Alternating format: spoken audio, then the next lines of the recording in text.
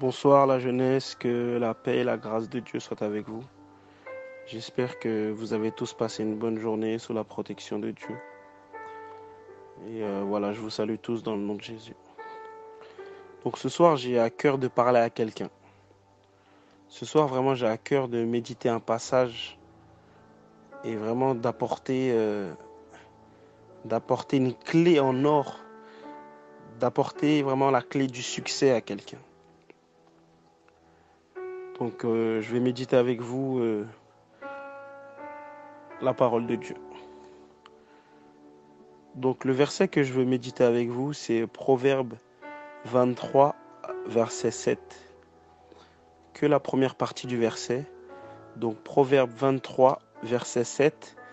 Que la première partie du verset qui dit « Car il est comme les pensées de son âme ».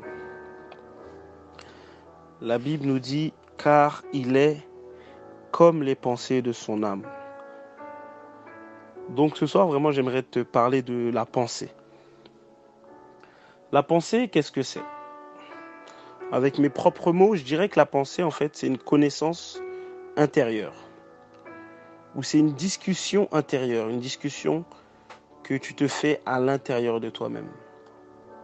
La pensée, c'est quelque chose d'invisible.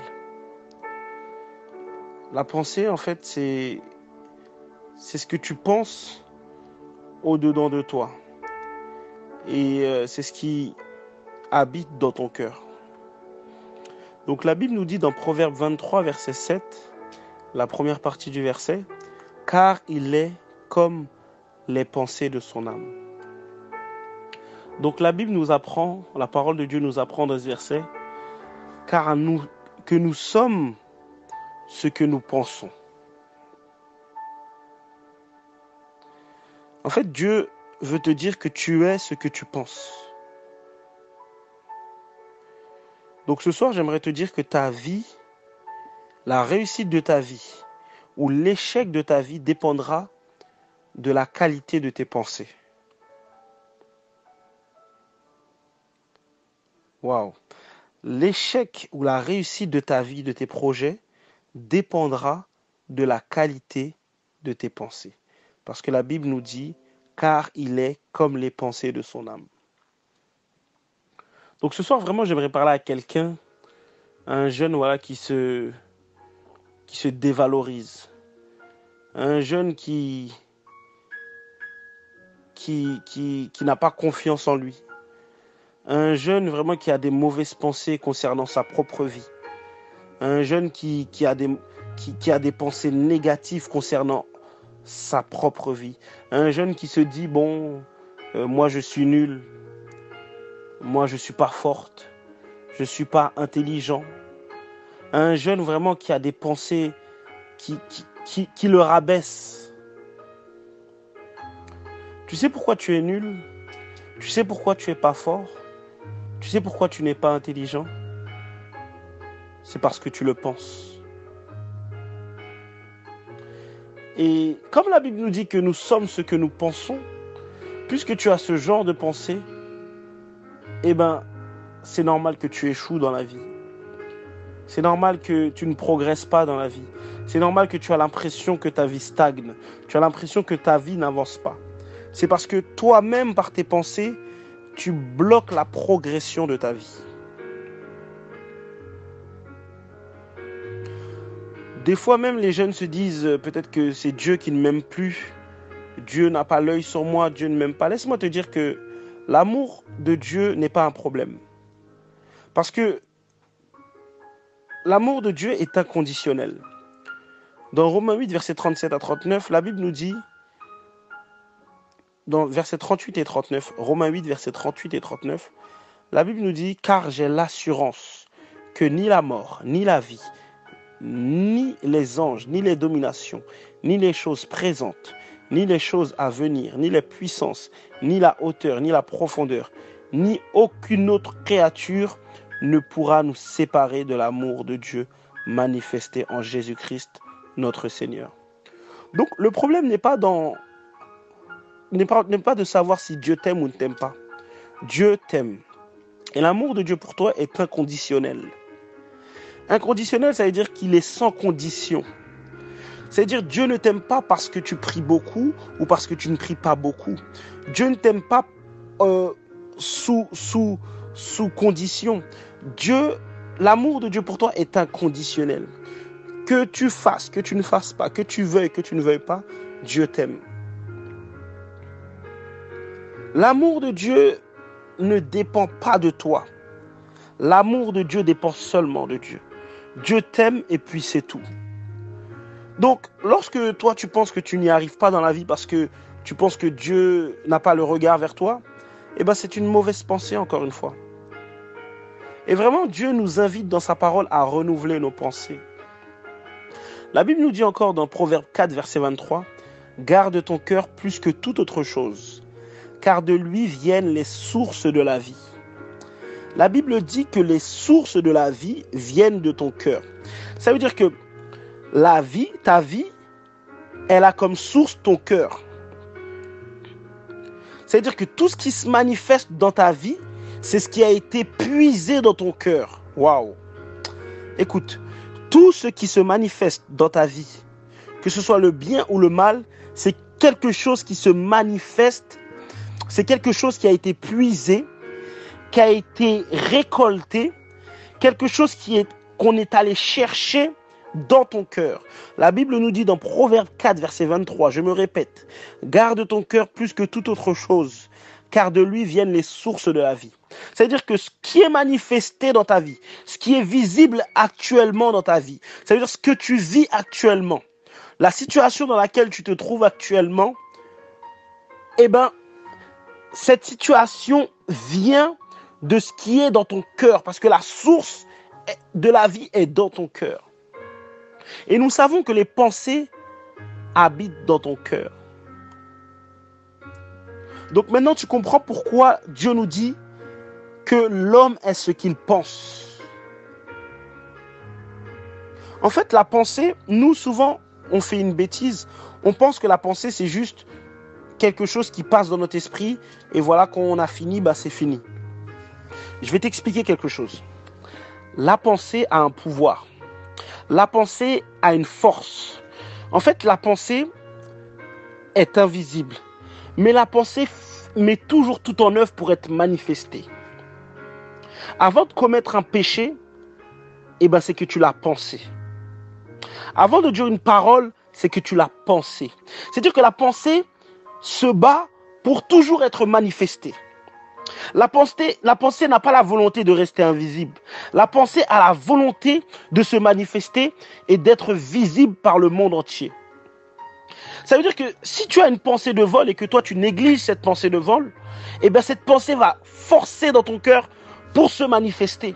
Parce que la pensée, le seul but de la pensée, c'est d'être manifestée.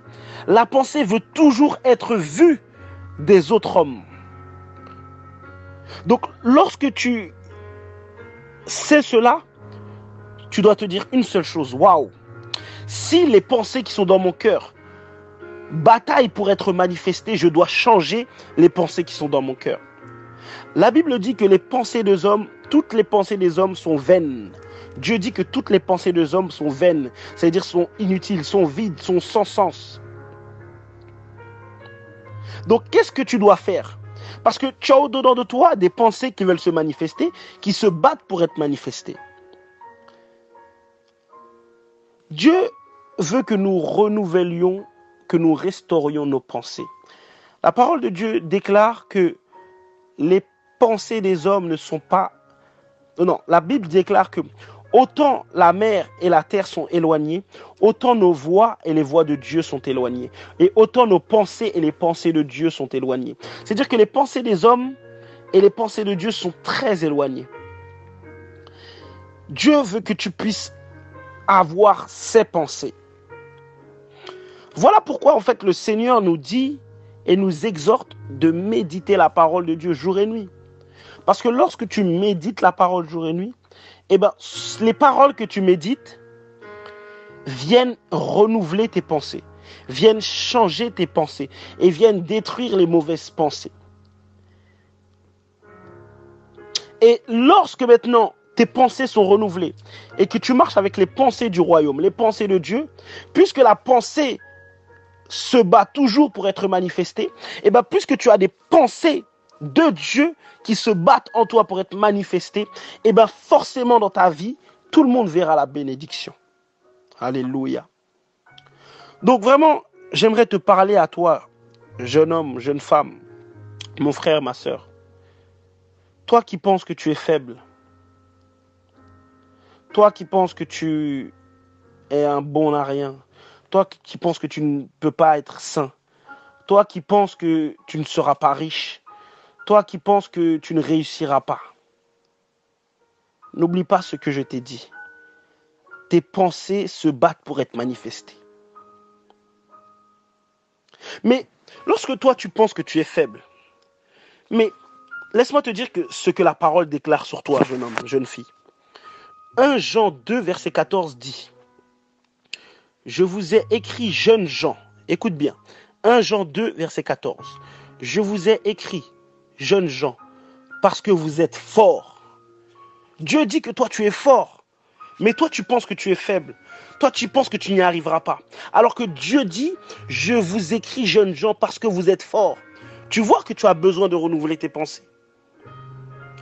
Et il continue, il dit, je vous ai écrit parce que vous êtes forts et que la parole de Dieu demeure en vous et que vous avez vaincu le malin. Tu vois, ça veut dire que Dieu dit que la parole de Dieu demeure en toi. Ça veut dire que la parole de Dieu a renouvelé tes pensées. Et puisque la parole de Dieu a renouvelé tes pensées, eh ben tu as les pensées de la parole de Dieu. Et puisque tu as les pensées de la parole de Dieu, les pensées qui veulent se battre pour être manifestées, ce sont les pensées de la parole de Dieu qui sont en toi. Et puisque ces pensées de la parole de Dieu qui sont en toi se battent pour être manifestées, eh ben elles se manifestent. Et forcément dans ta vie, tu as la vie de Dieu qui se manifeste. Alléluia. Alléluia. Donc dès ce soir, après cette méditation, j'aimerais que tu renouvelles tes pensées. Et je déclare sur ta vie. Et je brise toute pensée négative sur ta vie au nom de Jésus. Je brise toute pensée de défaitiste au nom de Jésus. Je veux qu'à partir d'aujourd'hui, tu marches comme un vainqueur. Je veux qu'à partir d'aujourd'hui, tu marches comme un plus que vainqueur. La Bible dit que tu es béni en Jésus-Christ. Voilà la pensée que tu dois avoir. Je suis béni. Et puisque tu as cette pensée, eh ben, cette pensée va se manifester et forcément dans ta vie, tout le monde verra que tu es béni. Mais d'où cela viendra? Cela viendra de ta pensée qui a été renouvelée. Waouh! La parole du soir, c'est renouvelle tes pensées. Parce que il n'y a aucun doute sur l'amour de Dieu. Dieu t'aime. Dieu t'aime. Il n'y a aucun doute sur la puissance des paroles de Dieu. La parole de Dieu est vivante et puissante. Tu sais ce qui bloque dans ta vie? C'est tes pensées. Le jour où tu renouvelleras tes pensées, le jour où tu auras les pensées de la parole de Dieu, tu verras que ta vie va suivre avec ce que tu penses. Donc aujourd'hui, j'aimerais que tu élèves ta pensée. Tu élèves ta pensée au niveau de la pensée de Dieu. Et comment? En méditant la parole de Dieu.